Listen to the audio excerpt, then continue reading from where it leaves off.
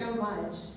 It's an honor to be here. My siblings and I have supported the Interfaith Alliance of Iowa since before Bleeding Heartland was even my out-of-control hobby, let alone my full-time job, which it is now.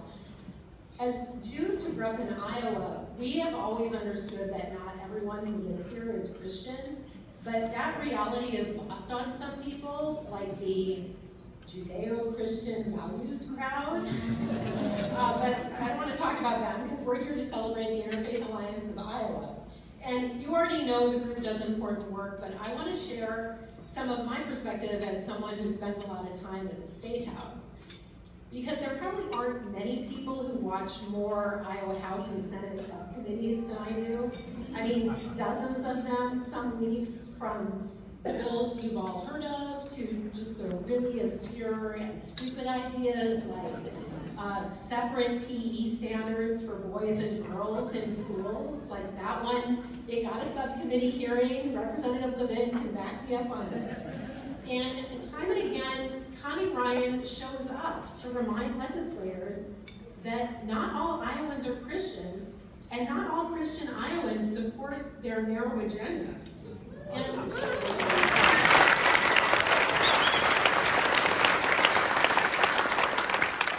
I need to tell you that not every lobbyist is willing to speak like that when the odds are against them.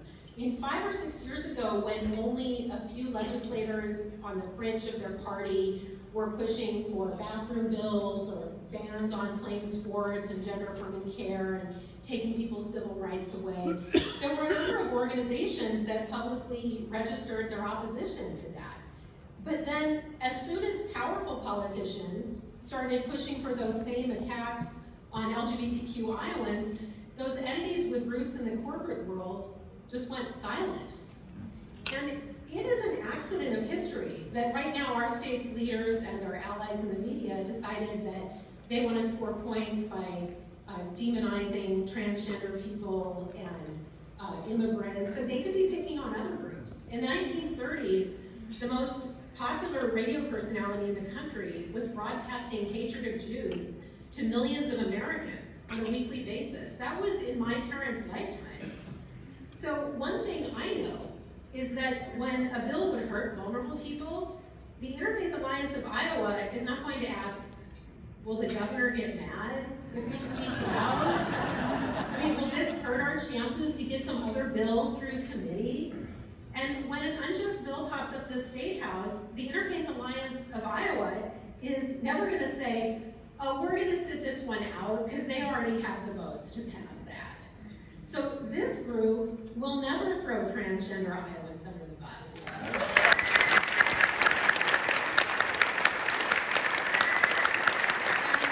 They will never throw pregnant Iowans under the bus. And they will never throw newer Iowans under the bus.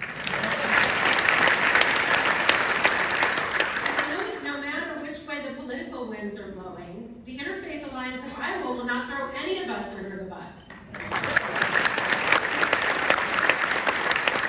I am proud to accept this award, and I promise you this, Bleeding Heartland will always be a platform for those who share that inclusive vision of an Iowa for everyone.